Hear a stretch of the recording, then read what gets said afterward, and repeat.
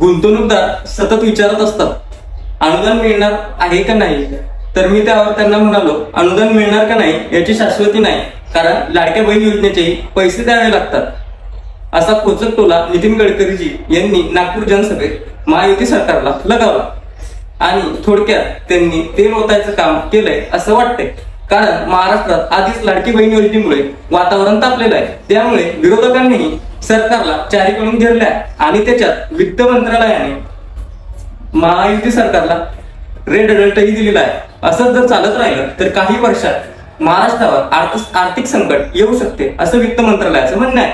त्यावर सुप्रिया सुळे असे म्हटल्या, भाजपचे ज्येष्ठ नेते जर असं बोलत असतील तर ही एक चिंताजनक बाब आहे, कारण त्यांनाही कळून चुकलंय की असं जर चालत राहिलं तर महाराष्ट्र आर्थिक संकटात सापडू शकतो. त्यावर काँग्रेसचे माजी अध्यक्ष किंवा माजी मंत्री डॉक्टर रमेश यांनी देखील म्हटलं आहे की लाडकी बहीण योजना म्हणजे इलेक्शन बघून जनतेला दिलेली लाच आहे, हे फक्त मतदानासाठी आहे. आणि त्यावर राज ठाकरे असंही बोलले, जर असे जर चालत राहिलं तर जानेवारी पर्यंत सरकारी कर्मचाऱ्यांचा पगार करण्याइतके पैसेही सरकारकडे शिल्लक उरलेले नसतील.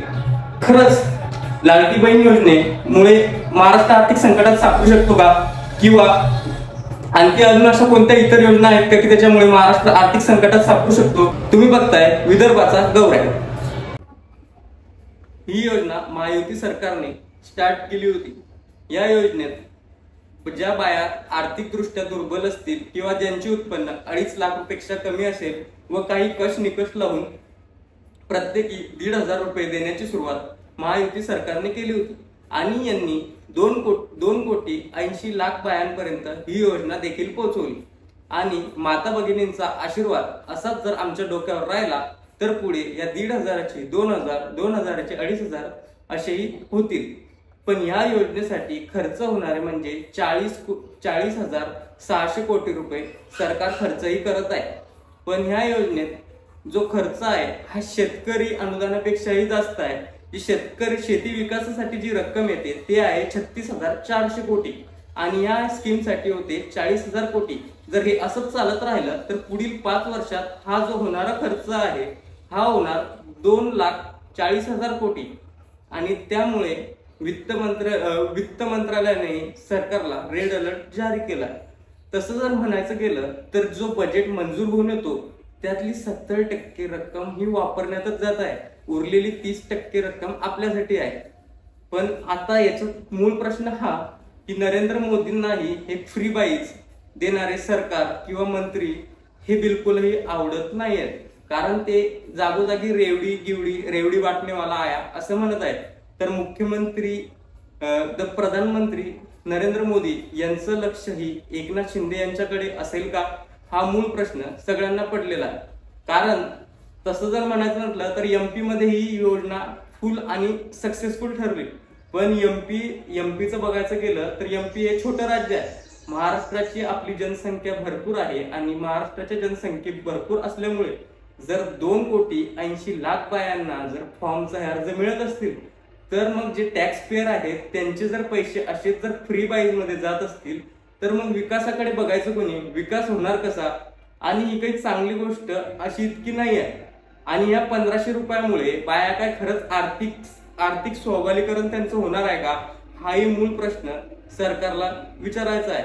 असं बोलले अजित पवारांनी नितीन गडकरीजींना प्रत्युत्तर देताना. ते असं बोलले की आम्ही गुंतवणूकदारांसाठी जमीन, लाईट सगळं उपलब्ध करून देत आहे आणि करातही सवलत देत आहे, पण ते आम्ही त्यांच्या हातात देऊ शकत नाही, असं खोचक वक्तव्य यांनी अजित पवार यांनी केलेलं आहे.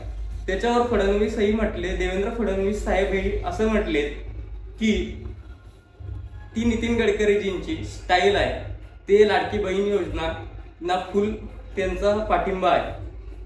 तर त्याच्यावर आता फक्त एवढंच बघायचं आहे की लाडकी बहीण योजना किती दिवस चालणार आणि याचा महाराष्ट्रावर काही परिणाम होणार का, हाही मोठा प्रश्न आहे. आता खूप मोठे जे टॅक्स पेअर आहेत त्यांचंही हे म्हणणं आहे, जर तुम्ही सगळं जर असंच फ्री बाईज देत राहिले तर विकास होणार कसा? आणि तुम्हाला या लाडक्या बहीण योजनेच्या भरोश्यावर तुम्ही जर सरकार आणायचं बघत असाल तर तुम्ही इथे चुकताय असं सामान्य जनतेचं मत आहे. आणि त्या सामान्य जनतेत आपण, तुम्ही, मी सगळेच येतो. जर असेच जर फ्री बाईकचे पैसे जर मिळत राहिले तर सरकार विकास करणार कधी, निधी उरणार कुठून? दरवेळेस जो इकॉनॉमिक सर्वेनुसार बघितलं तर महाराष्ट्रावर पूर्णपूर 7,000 कोटी रुपयांचं कर्ज आहे.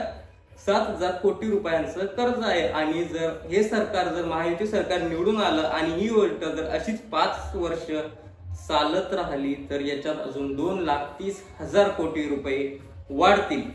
आणि जर असंच बघायचं म्हटलं तर याच्यात जर दुसऱ्या ज्या योजना आहेत, दारिद्र्य रेषेच्या खालच्या बायांना 3 सिलेंडर मोफत आणि जर अशा या सगळ्या योजना जर मिळून जर बघितलं तर पूर्ण खर्च 96,000 कोटी रुपये होतो. त्याच्यात शेतकऱ्यासाठी फुकट लाईट बिल हे चांगली चिंताजनक, शुभचिंतक ही चांगली बाब देखील या योजनेत आहे. पण हा पूर्ण खर्च जो आहे तो 96,000 कोटी रुपये होतो. आणि जर रक्कम जर वजा केली तर विकास कामासाठी फक्त 29% रक्कम उरलेली आहे. जर मागच्या वेळेसही तूट भरणे म्हणजे तुटीचा अर्थसंकल्प मांडण्यात आला, त्याच्यात जी तूट होती ती 2.2% होती. म्हणजे मिळवलेल्या पैशांपेक्षा 2.2% खर्च हा महायुती सरकारकडून जास्त होता. अशामुळे महाराष्ट्र आर्थिक संकटात सापडेल की काय अशी चिंता बऱ्याच जणांना लागलेली आहे. पण जर असंच चालत राहिलं तर महाराष्ट्रावर कर्जही वाढत राहील आणि महाराष्ट्राच्या विकास कामांनाही मंदी पावेल असं चांगल्या लोकांना वाटतंय. तसं म्हटलं तर महाराष्ट्राची भूमिका नेहमीच दुसऱ्यांना वाट दाखवण्यासाठी झालेली आहे. पण महाराष्ट्र आता आर्थिक याच्याकडे चालला आहे का हाही प्रश्न सगळ्यांना पडलेला आहे. तसंच जर म्हणायचं झालं तर या 1,500 रुपयामुळे महिला खरंच सशक्तीकरण महिलांचं होणार आहे का हाही मूळ प्रश्न सगळ्यांना पडलेला आहे. जर तुम्हाला आजचा व्हिडिओ आवडला असेल तर नक्की चॅनलला लाईक करा, सबस्क्राईब करा. जय हिंद, जय महाराष्ट्र. तुमचा सपोर्ट